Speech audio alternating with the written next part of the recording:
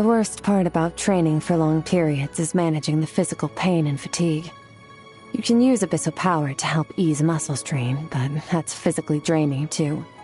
So I learned a few stretching exercises instead. They're surprisingly effective. If you find yourself having the same issues, I can teach them to you.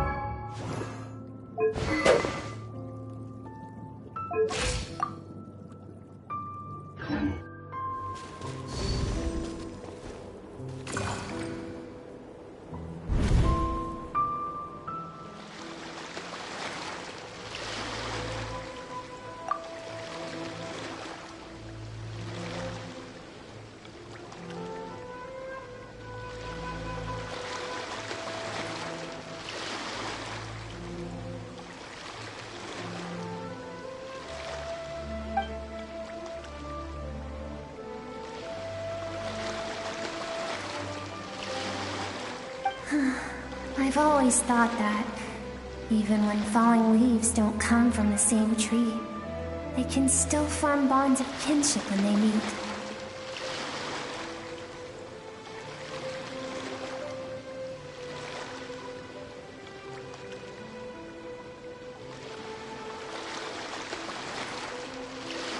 Like meteors, you both made a journey through the stars.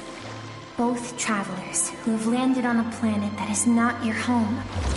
Yet, when she first noticed your presence, although she hesitated for a moment, she still chose to walk away, indifferent as ever.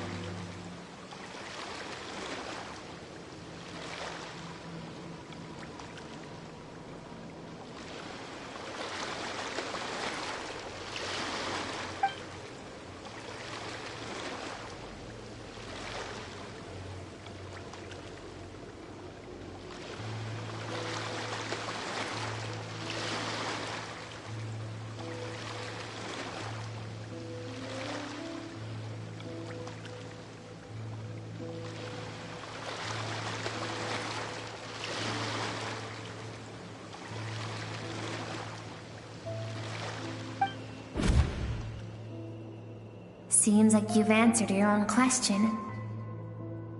Skirk sees herself as a trespasser in this world. She's made a conscious choice to avoid altering its path. But the reason for that decision stems from events much earlier on in her life. Let's keep going. It's still a long way to the source of the river.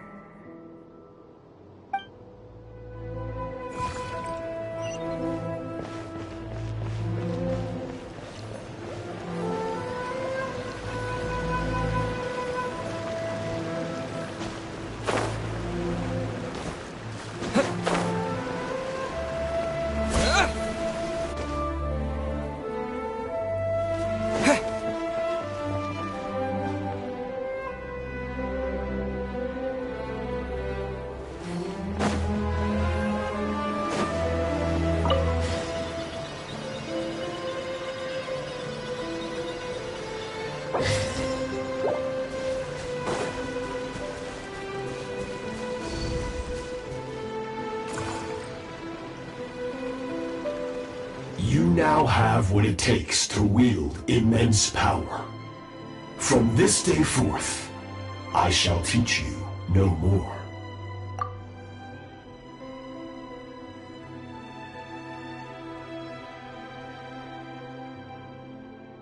No one can become a worthy warrior through imitation alone.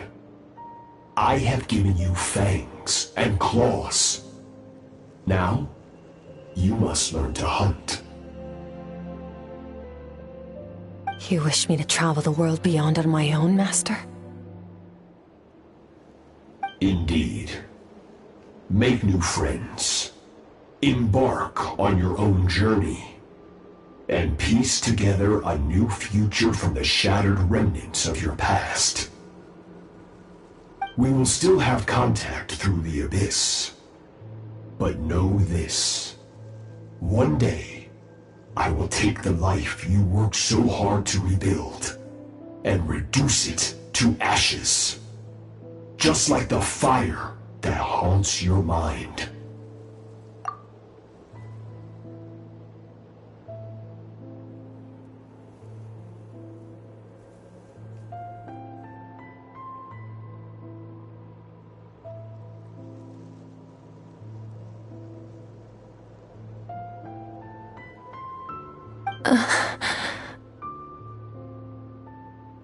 Why do you do that? I have told you before, fear is the catalyst for human evolution. You have tasted loss. You have known fear, so deep it can be felt in the bones. But as living beings, we all have an instinct to detach from that which harms us. And thus pain dampens over time, and the acrid taste of fear becomes but a distant memory. Yet now, I have bestowed upon you the gift of fear eternal. It will drown you in the nightmare of your childhood, or it shall drive you to defeat me, whatever the cost.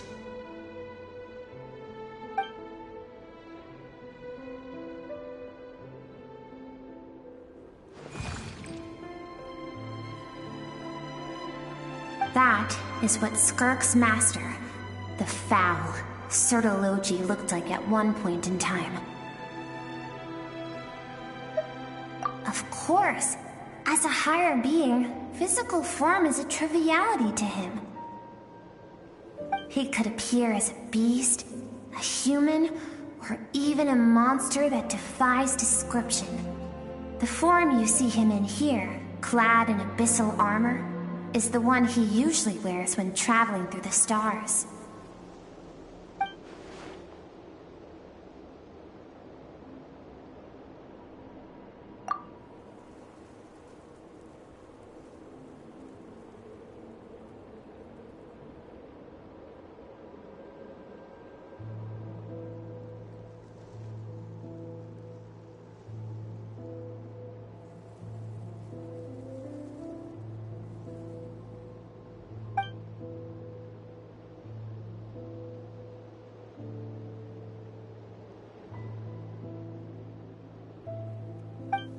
For certain reasons, I need to bridge the power gap between me and my master as quickly as possible.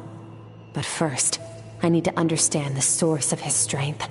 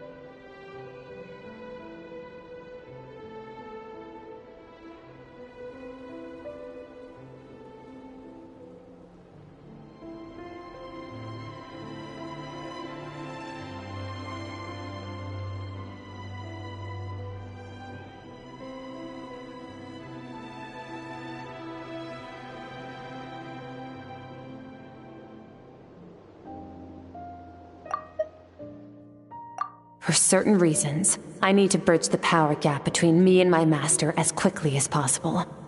But first, I need to understand the source of his strength.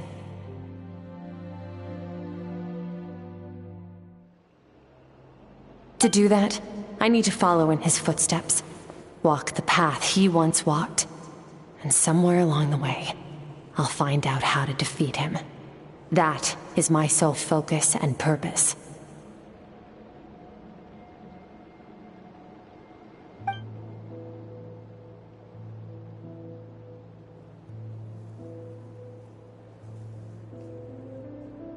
I'll let you in on a little secret.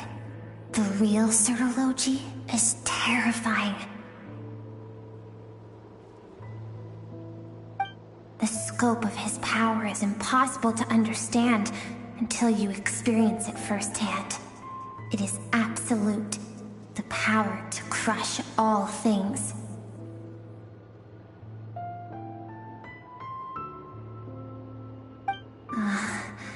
Shall we keep going?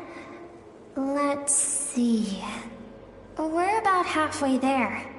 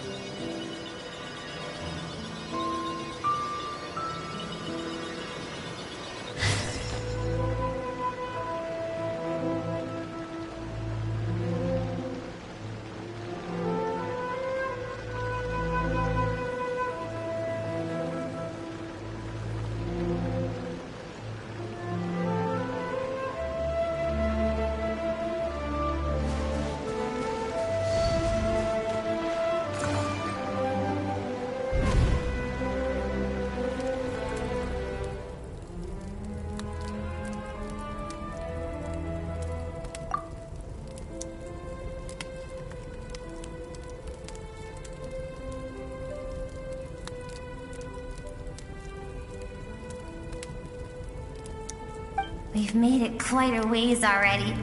This is Skirk, when she first began training under Sirology.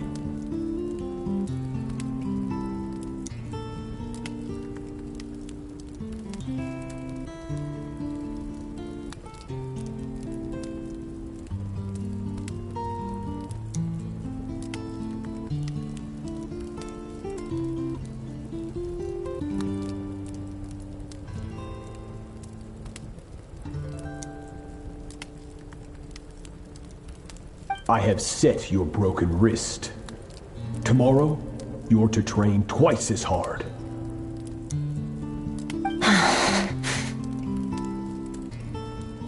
No tears this time. Good. Attempting to garner sympathy through tears is a habit of the weak. A pitiful, useless ploy.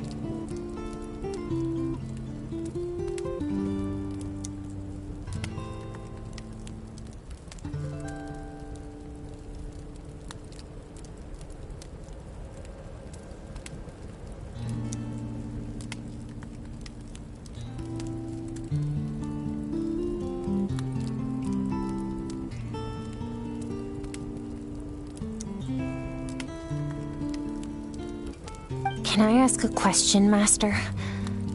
Why did you save me? I keep thinking, maybe it would be better if I had died. I wouldn't be haunted by that fire all the time. I wouldn't have to go on like this.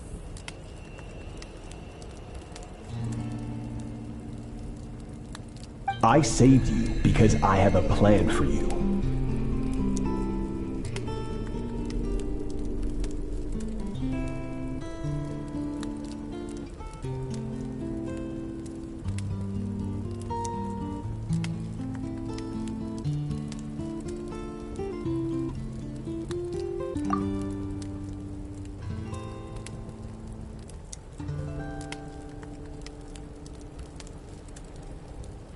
It has been too long since I fought a battle that demanded my full strength, and I hunger for it. Every so-called genius and prodigy I have faced has crumbled like sand underfoot. Before me, even fate bends the knee. So, I will teach you everything I know, train you by whatever means necessary, in the hope that one day, you might surprise me. But I don't want to draw my sword against you, Master.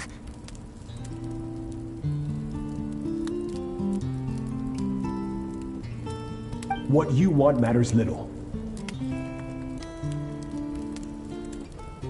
Among the boundless sea of stars, the cries of the weak are but faint murmurs that disappear into the void. You of all people know that well.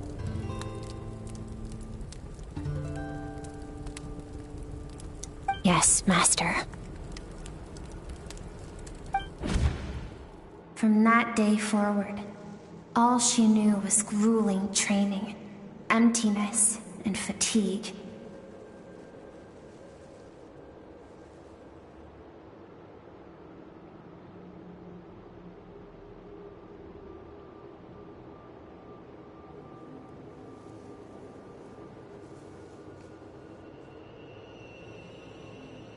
After some time, her talent bloomed, and she gained control over her emotions, like her master.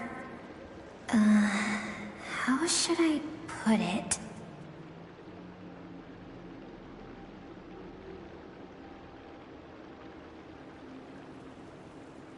It was not that human emotion disappeared from her heart, but that reason came to dictate all she was allowed to feel.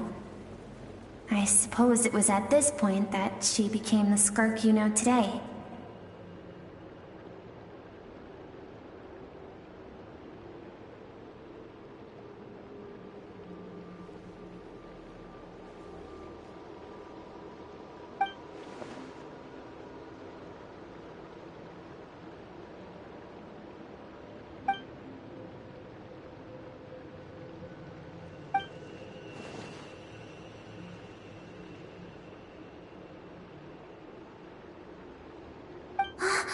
We're nearly there.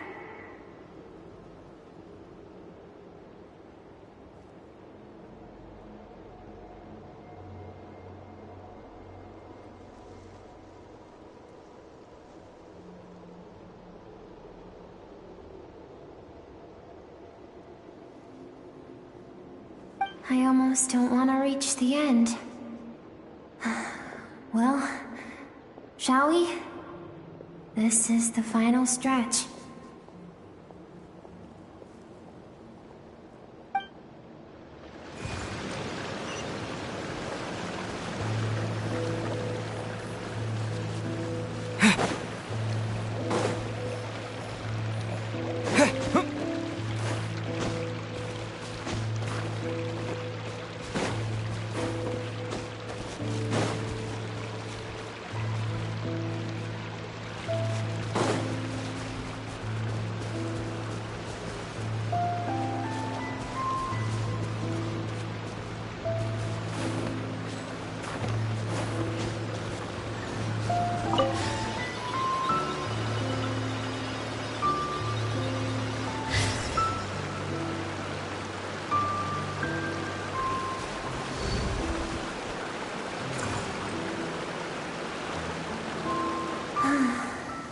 These are Skirk's happiest memories.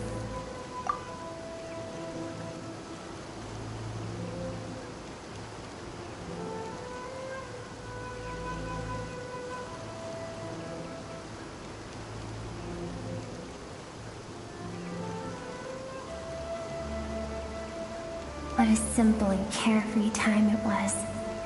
Wisps of clouds dotted the sky. The sun bathed everything in golden light. And when song filled the air, not even the shyest of flowers could resist swaying along.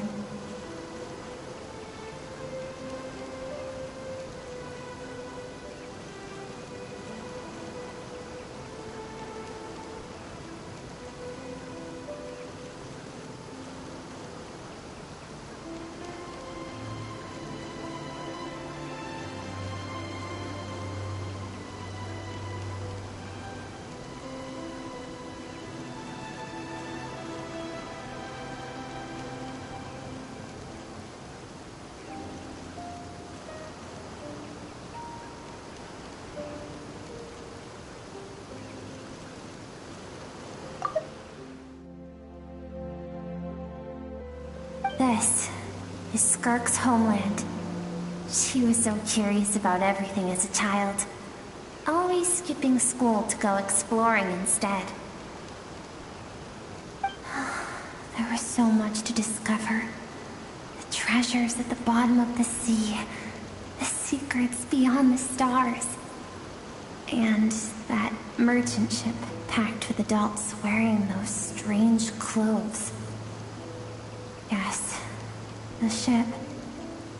That was the beginning of the end.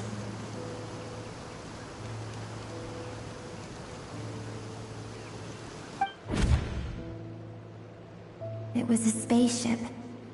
When it arrived, the people that disembarked wore smiles on their faces and spoke of friendship. They claimed to be merchants from a neighboring planet, looking to establish trade. Skirk's parents, her relatives, her neighbors, everyone welcomed the newcomers with open arms and allowed them to explore the planet. To them, the visitors were guests and should be treated with hospitality. No one had any idea of what was to come.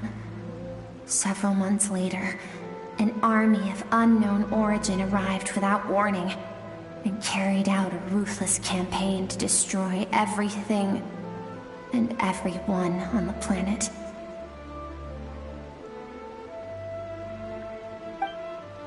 Skirk had skipped school that day, like so many times before, so she was not caught in the immediate wave of destruction.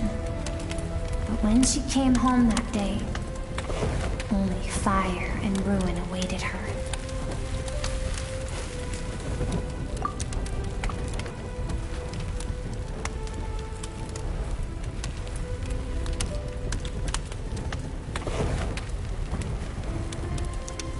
Countless people cried out to her for help. People she knew and loved. Friends and relatives. The little girl who lived next door. The shop owner with the bad leg. The bad-tempered teacher she had made fun of just that morning.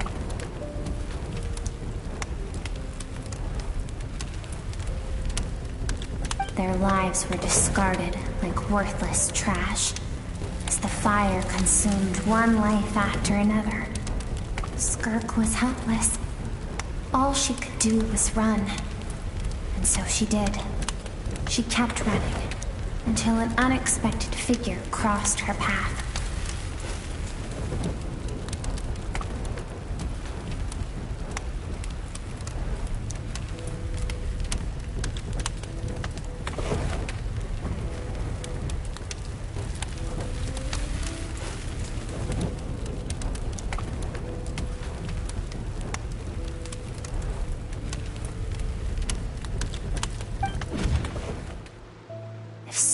She hadn't been there in that moment, the fire would have claimed her life too.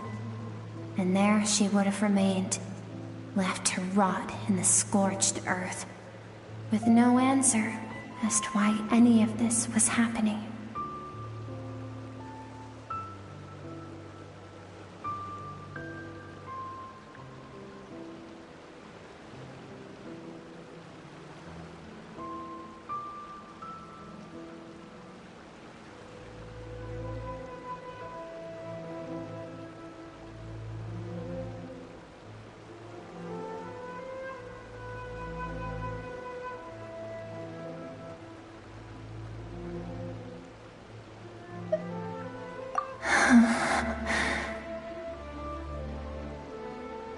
Because she and her people were seen as a threat.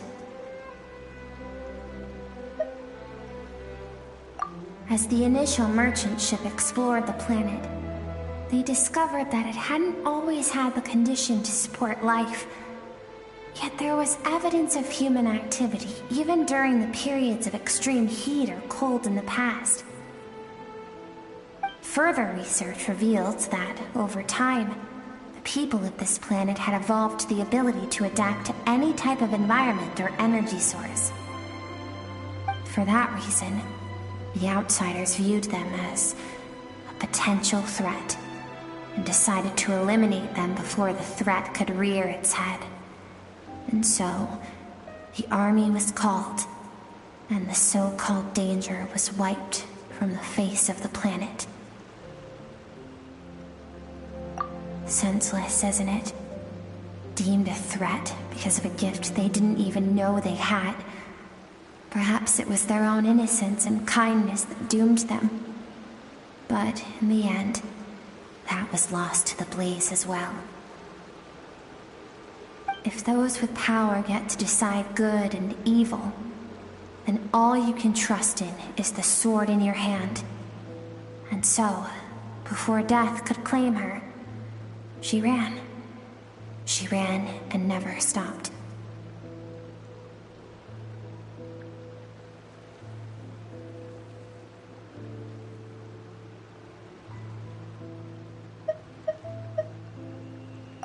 No one wants to relive their most painful moments. Well, that brings us to the end of the story. This is as far as we can go. Skirk is waiting over there. For both of us. Let's go to her. It's time to fulfill my purpose. And my greatest wish over all these years.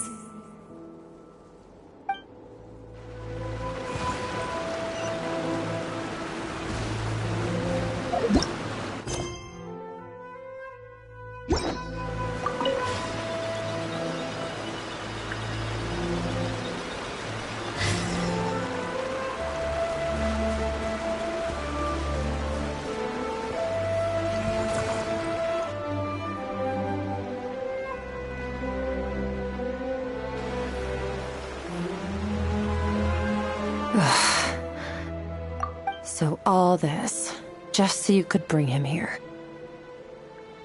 I have things to say to you.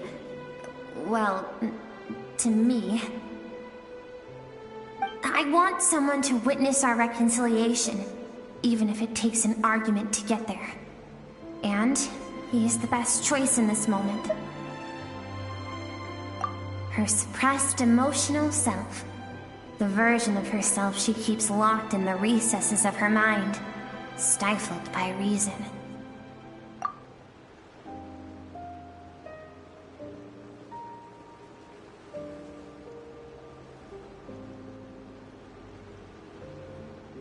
All those rejected impulses, those discarded aspects of your past selves, they are a part of me now. I am who you used to be. Someone you have refused to face for too long. So, I came to face you instead. You're wrong. I've faced you all along. And that's exactly why I keep you locked here. Your existence makes me weak. Moments of joy and longing are when we are most vulnerable. Don't forget, it was a penchant for goodness over reason that doomed our homeland in the first place. The vastness of the universe renders everything insignificant. Our feelings most of all. Even so, learning from the mistakes of the past doesn't have to mean erasing everything. Strip yourself of your so-called weaknesses, emotions like kindness and empathy, and what makes you any different from the ruthless soldiers who slaughtered our people? The difference is that I'm doing what is right, what is necessary. I allow you to exist, but with limited freedom. That is the greatest kindness I can offer. I have shouldered everything you couldn't carry. I rose above the numbness and emptiness, and it was cold, unfeeling reason that brought me this far. It made me who I am. It made me strong. That is the problem. I want to shoulder those things together. On the grand scale of the entire universe, maybe our feelings are vanishingly small, but why should that mean they don't matter? Emotion gives warmth to the cold expanse of space. It gives meaning to the world around us.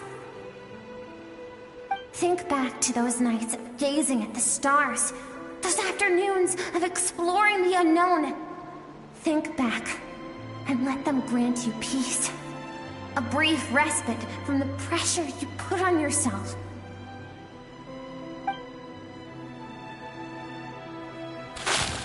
That isn't what we need. It's exactly what we need. Aren't you curious about why recovering your strength has taken longer than normal this time? Finally, you get to the important part. That is the only answer I came here to find. Then look around. Look at your inner world. You cast aside your dreams and curiosity, and in doing so, you lost your original motivation. You severed all connection to who you used to be, so you can no longer draw strength from your past. Now, the only things driving you forward are fear and survivor's guilt. But these cannot take you far enough. And so, this river, the source of your strength, grows more polluted by the day.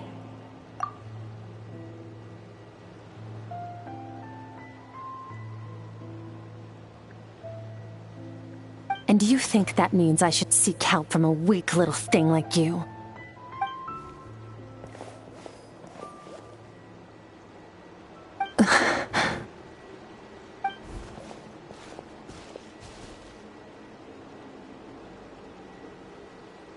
Thank you for saying that.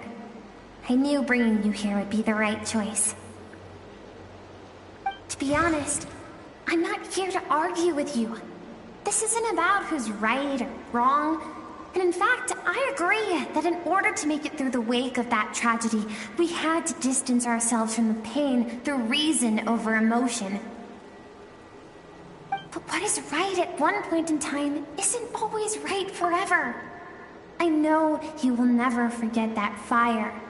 I know the fact that you were the sole survivor fills you with guilt. And I know that among the voices that haunt you, mine is there too. Because deep down, you know that you didn't turn out to be the person you wanted to be.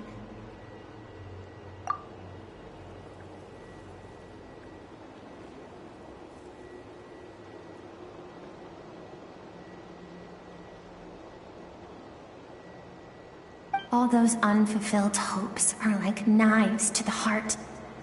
And I don't want you to hurt anymore. So even if you can't accept me, I hope, at least, that you can let go. I keep thinking, maybe it would be better if I had died. I wouldn't be haunted by that fire all the time. I wouldn't have to go on like this.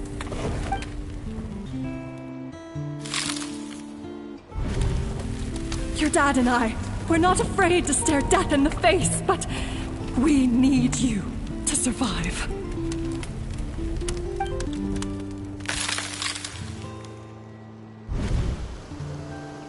I'm sick of being a kid. There's so many amazing things out there, and I'm ready to see them all.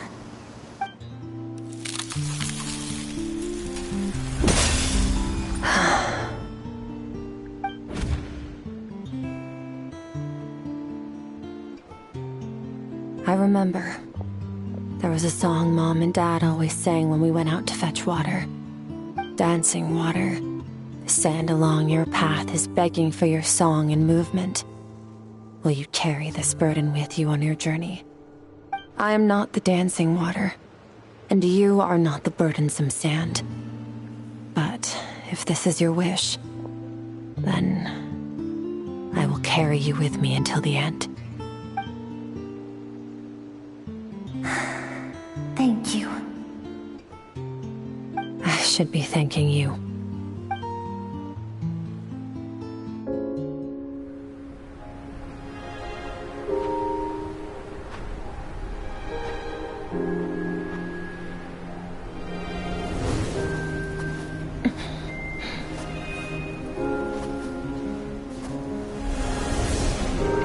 Run, Skirk, run!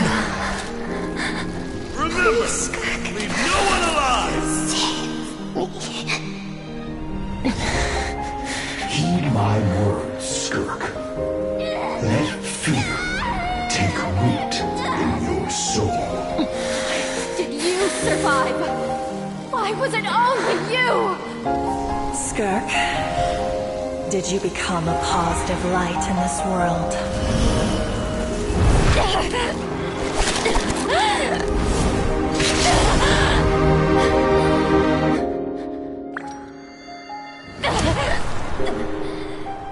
Hey, this doesn't have to be the end.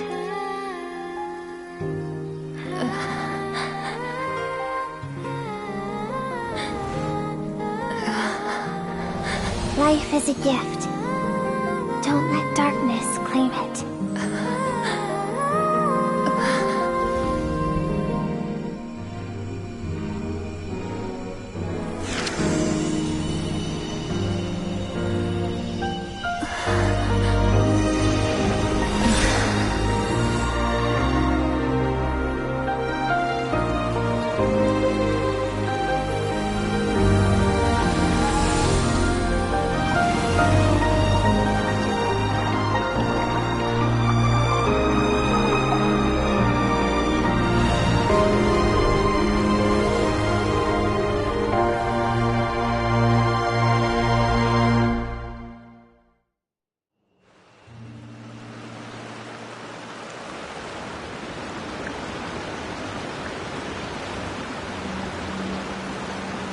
So, you saw my memories then.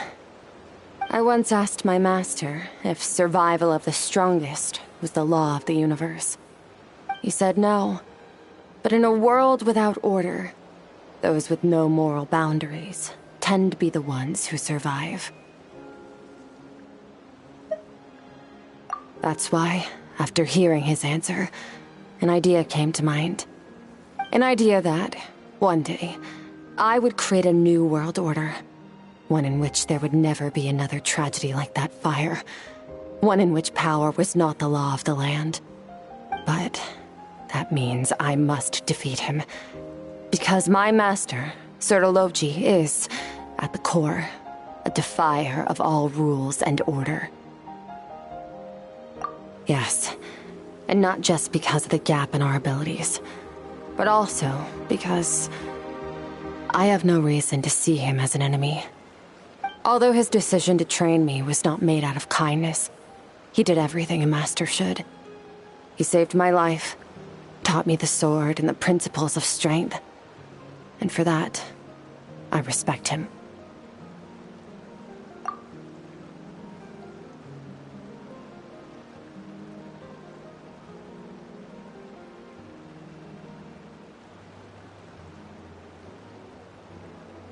I know.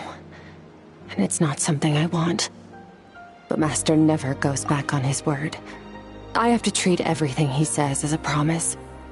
He's no longer into that, but he sends me messages through the abyss every now and then. Most of them are simple greetings, or an answer to one of my questions. Every time I hear from him, my heart skips a beat. And I wonder if this is the moment where he'll finally appear before me and tear down everything I've built to pieces.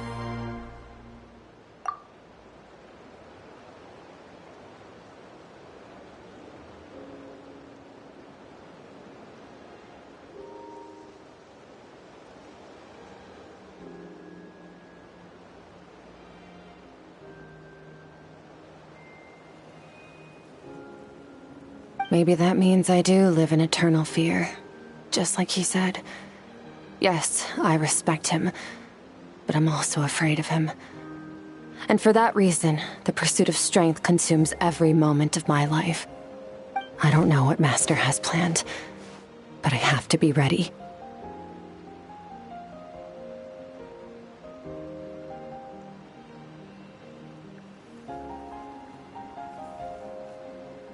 Help me? Why? This isn't your fight.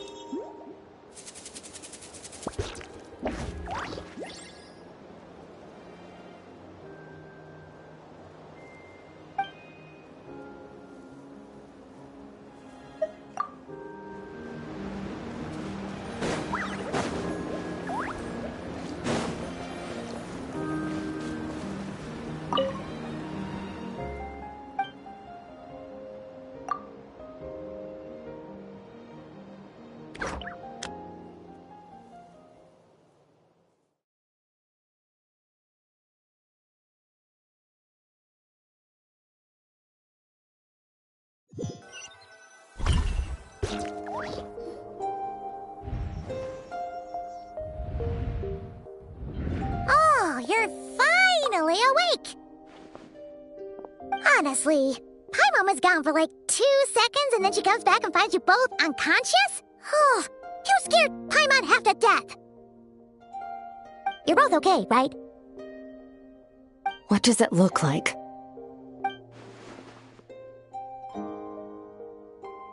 Only water from the source can cleanse the rot and filth that flows from the past into the future. I taught you to incorporate the experiences from your journey into how you fight.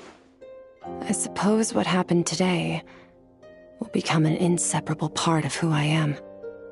Okay, so Paimon feels like she's missing some important context.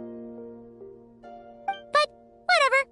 Paimon brought back tons of delicious snacks! Let's dig in!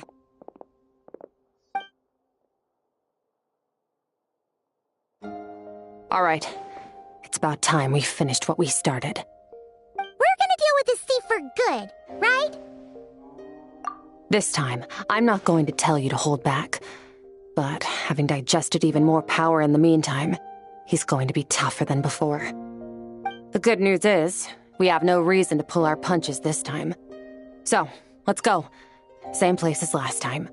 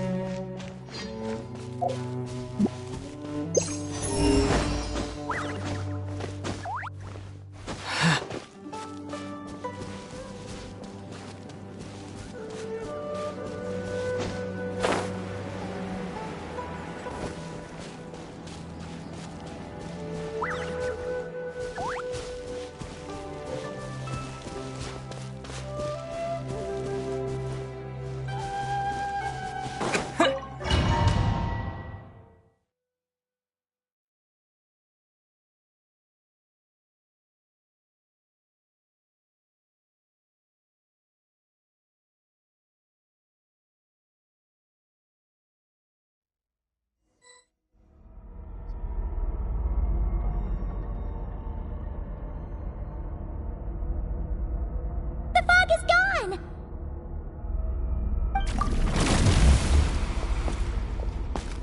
Wait, isn't that the form the all-devouring narwhal changed into?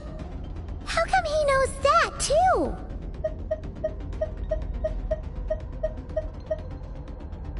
Really? So, you're telling Paimon that giant whale and this guy can both turn into the fowl? How does that work? It's a subconscious instinct. Any intelligent being who longs for his level of strength is bound to mimic his appearance. It's a natural response after encountering someone as powerful as Master.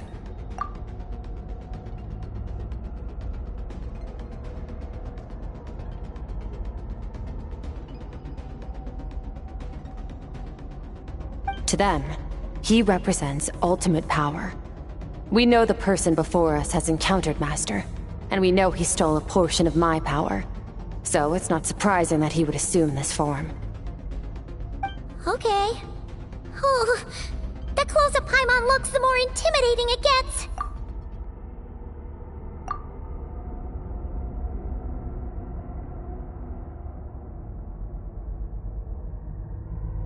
Nervalette isn't here this time, so it's up to us. He won't have the nerve to steal again after we're done with him. Let's teach this guy a lesson!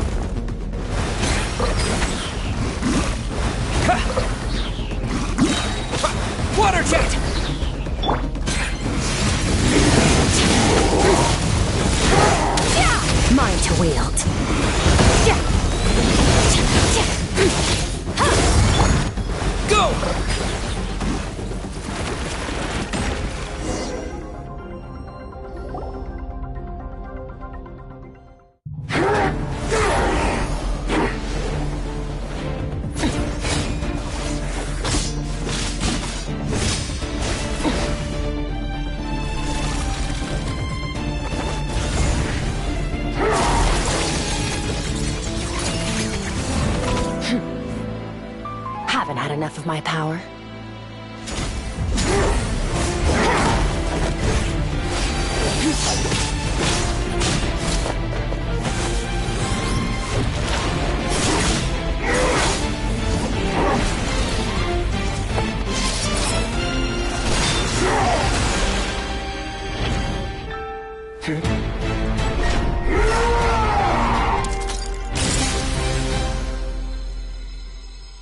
Well then, let's see how much more of this power you can handle.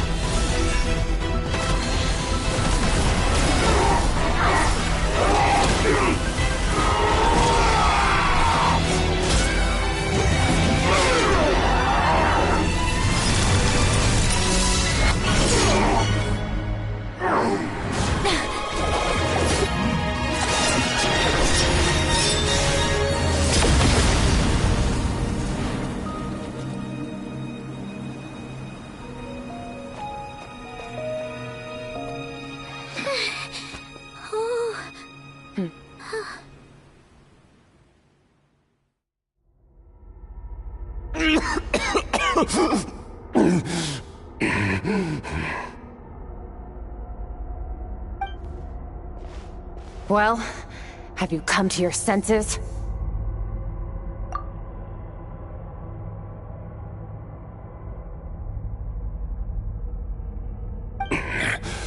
You saw that my body was at its limit.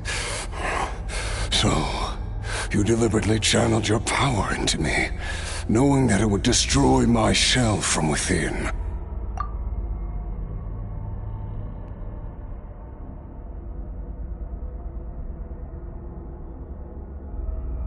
Such power, such keen battle instincts. So you must be... Skirk, Sertologi's disciple. How long has it been? How long has he been away from Tevat? Hundreds of years. Hundreds?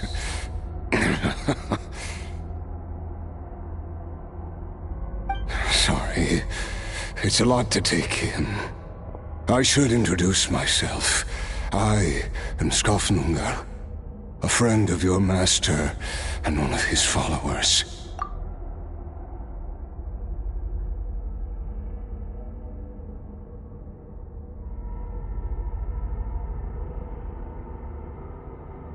This is the first time I've heard your name, Skirk. But hundreds of years ago, I knew you existed. And I knew you would come here. Hundreds of years ago? Sounds like you and Master have quite the history. Care to tell us about it? Of course. Might as well take advantage of a clear head while I can. The story starts a long, long time ago. I was born into a noble family in Conria. As the eldest son, I was set to inherit our title. But I contracted an incurable illness as a child, and everyone gave up on me. I trained the sword harder than anyone else, defeated all of my peers. But it was all in vain. When other people looked at me, all I saw in their eyes was pity, or a strange glee in my misfortune. Even my parents were just waiting for me to die. Over time, my heart hardened, and I became aimless.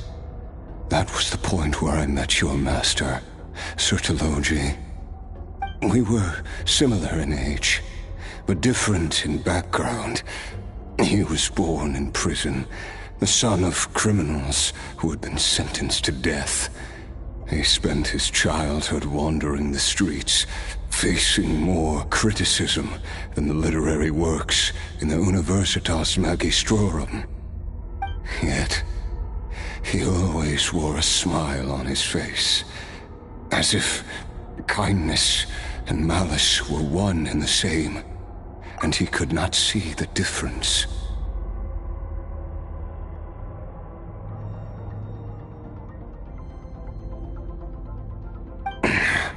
I still remember what he said to me when we first met. You need to fight to survive. Even if it's a losing battle, it should light a fire under you. How can you sit back like this and go down without a fight? That does sound like something he would say.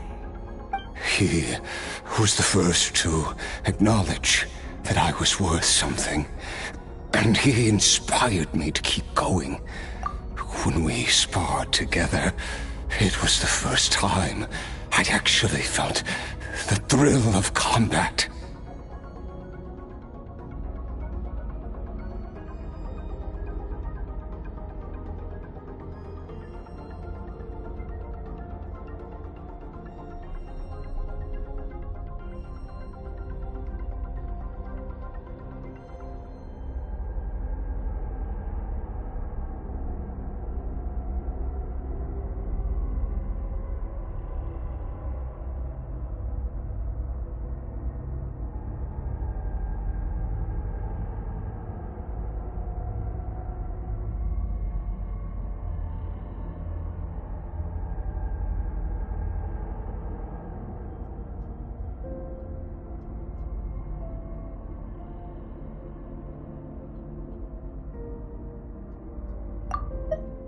He was the first to acknowledge that I was worth something, and he inspired me to keep going. When we sparred together, it was the first time I'd actually felt the thrill of combat. When I was 10, he stole forbidden research materials and managed to cure my illness. It was like there was nothing in this world he couldn't accomplish.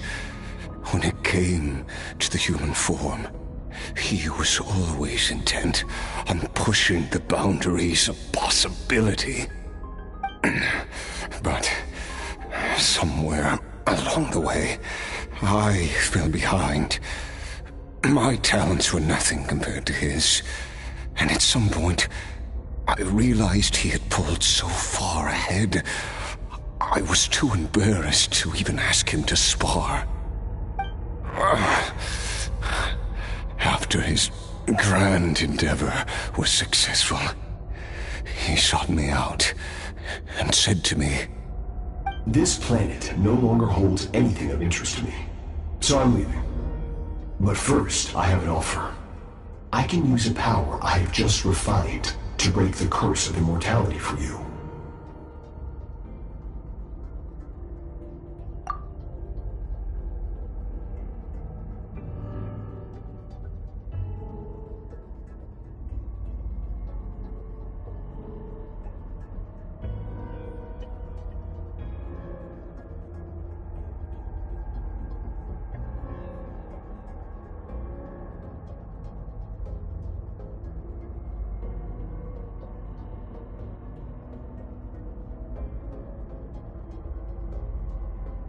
Your death was once what we worked so hard to prevent.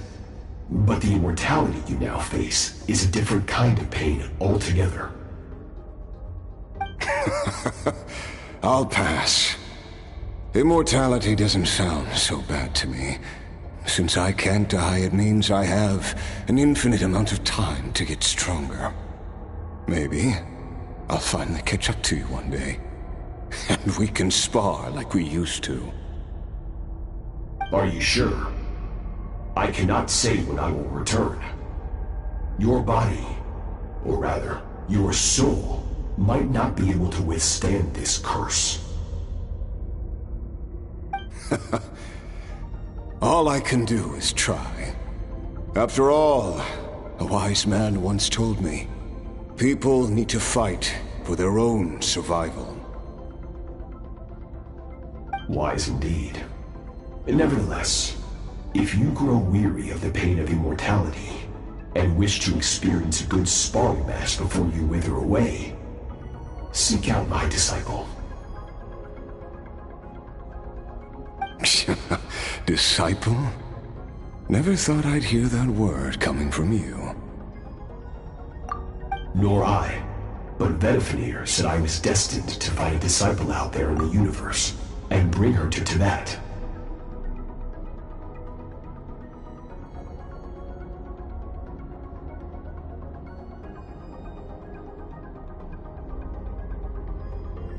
You know as well as I, Vedifenir's prophecies are never wrong.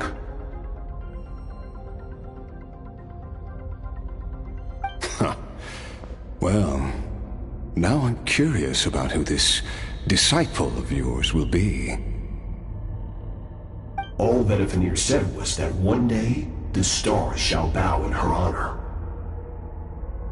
Sounds pretty impressive. Of course.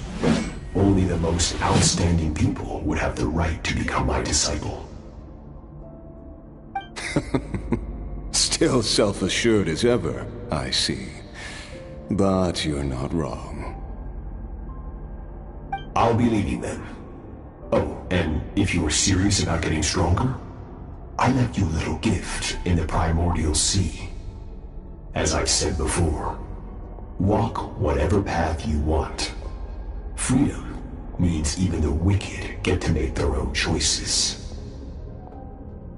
Waiting for me in the primordial sea was the all-devouring narwhal, already beaten into submission by Sertologi. In its weakened state, I was able to cut off part of its flesh and sew it into my own heart. Your heart? That sounds like torture! How did you even survive that? Because, of course, I bear the curse of immortality. So, you used the curse to turn yourself into a vessel for power. Even with that whale's ability, devouring power like that is not something the human body can withstand. With your body and soul constantly at the breaking point, it was the curse of immortality that sustained you. But that is not the path to strength. You have to pour your heart into it, work for it, dream of it. Instead, you stole something that didn't belong to you, and it backfired. You're right. I should have known better, but I had already pushed myself to my limits, and he was still miles ahead of me. So I had to take a leap of faith. I miss your master. I miss the days when we were all together, troublemakers without a home. I don't regret the choice I made. But if you'll allow it, I do want to apologize. To both of you. After the beating we just gave you, I think we can call it even. You're an interesting one as well. Sertologi's disciple. That's a lot to live up to. It can't have been an easy experience. I know what he's like. He rules with an iron fist, using despair and fear to force you to catch up to him, all the while standing ever out of reach.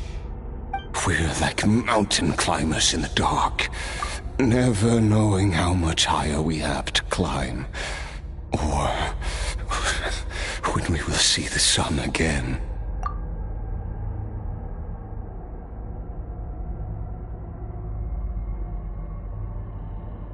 True. But I made up my mind long ago. No matter how dark it gets, I will not give in to despair. I will overcome it. Besides, after hearing your story, I suspect what Master really wants is not a battle that demands his full strength, but rather a defeat without regrets. Oh? Since you're his friend, you must have some things in common. First time we came here, when you stabbed me through the fog and stole my power, I felt no emotion coming from that spike. But when you had to devote all your strength fighting me just now, I could feel joy and passion emanating from your blade. It was the joy of a researcher discovering the truth of the world, the joy of an artist uncovering a temple of wonders. Interesting. I'm certain I didn't express those emotions outright, yet you were able to read them from my blade, like a glimpse into my inner world. You're right. That battle brought me an unbridled sense of joy, and my defeat brings me no regret whatsoever. Exactly. I think Master also craves a battle like that. One where his opponent forces him to use all his strength, unlock the extent of his potential, and transcend his own limits. A battle to end all battles. After which, all can come to an end, including, perhaps, his life. For that very reason, good and evil are meaningless to him. He has one purpose, one goal: to complete himself. It's one of the secrets to his strength. Perhaps you're right. Perhaps that is his goal.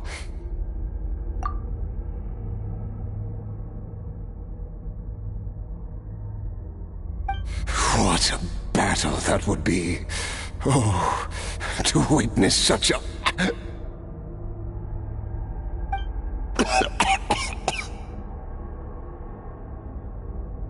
Are you okay? Too many different kinds of power are surging through my body. The curse of immortality allows it all to coexist, but it does not remove the pain. I won't be able to hold on to my sanity for much longer. What a shame. I would have loved to witness that battle. Sertologi once offered to free me from this curse. Now, I must ask that of you, Skirk. Can you release me from the pain? I can, but not through death, if that's what you were hoping for. It's not a suitable punishment for your crime. As an alternative, I can take your consciousness, along with all the power you've consumed, and smash it to pieces. The impurities will dissipate, and under the curse of immortality, your mind and body will regenerate. When that process is complete, you will be back to who you were before, no longer tortured by powers you can't control. But it will be a time-consuming and painful process. The decision is yours to make. I accept. And who knows? Perhaps I'll wake up in time to witness your great battle with Sertologi. I have faith that you'll be able to stand against him one day. Though I know it'll be a long and arduous road.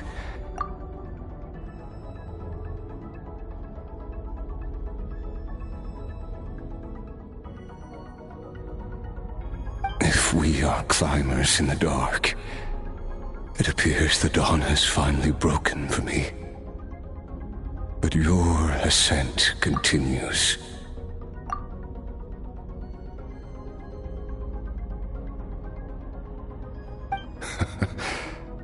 At least, it looks like you are not alone on your journey.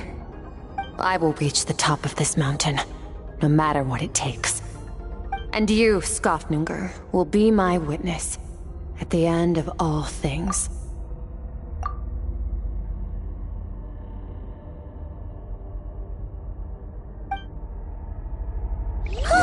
That's finally over. Let's get out of here. Huh! At least we don't have to make a mad dash for the exit like last time.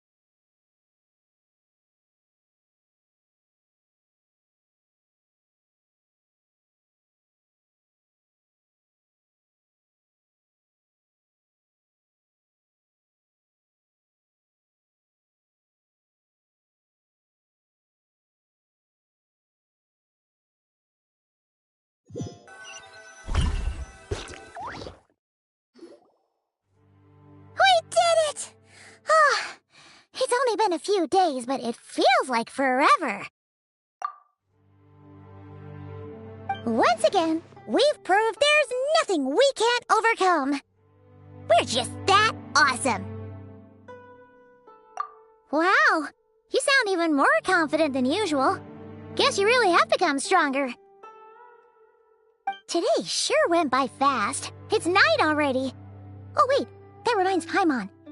The stars you mentioned, the ones that died out, are they back now? Yes. The power Skafnungur stole has been returned. So, the stars have regained their light. Great! Huh, it's crazy that you even noticed their light was gone. There are so many stars in the sky. If a few disappeared, Paimon definitely wouldn't be able to tell. I suppose it's because I have gazed upon this sky for centuries. The false stars, hanging in the meticulously planned sky, glittering with rotten light.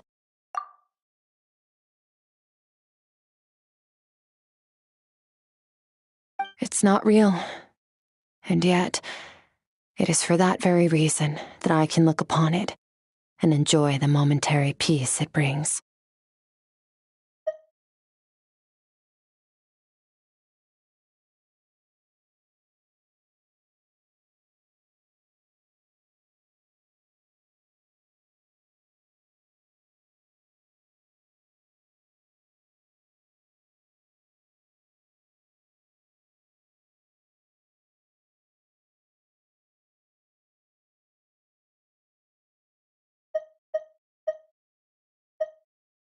Even the most beautiful of bubbles has to burst. We will return to the real universe one day, whether of our own volition or not.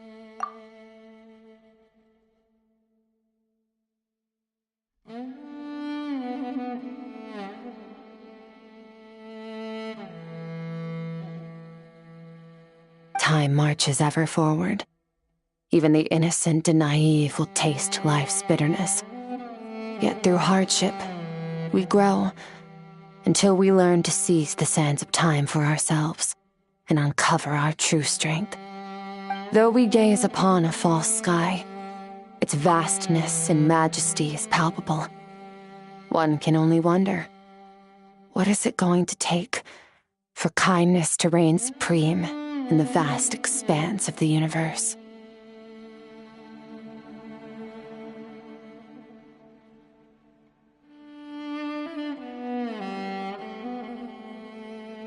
Ugh, this is all going over Paimon's head.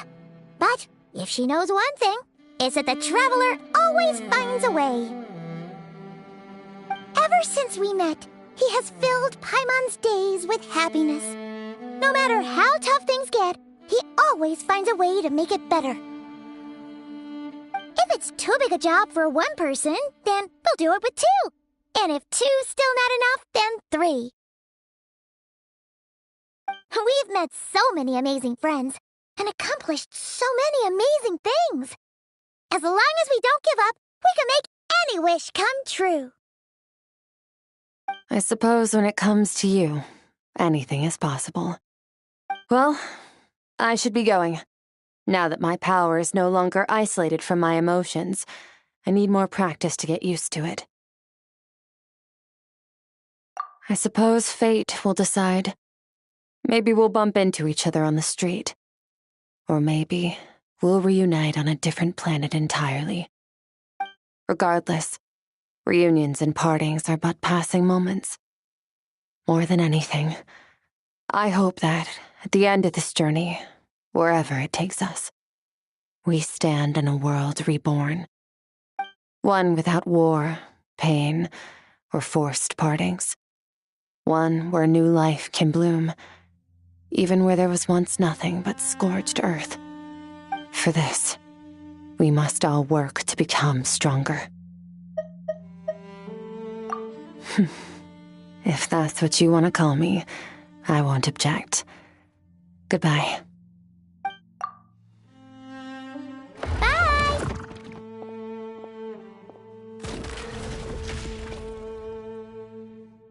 Is it just Paimon, or is she being nicer than before. We definitely count as friends after all that, don't you think? Hey, what do you think about camping here tonight? There's nothing quite like sleeping under the stars. Come tomorrow, we can continue our journey. Oh, and since Paimon treated you to that super nice meal at Wanmin Restaurant, it's about time you returned the favor.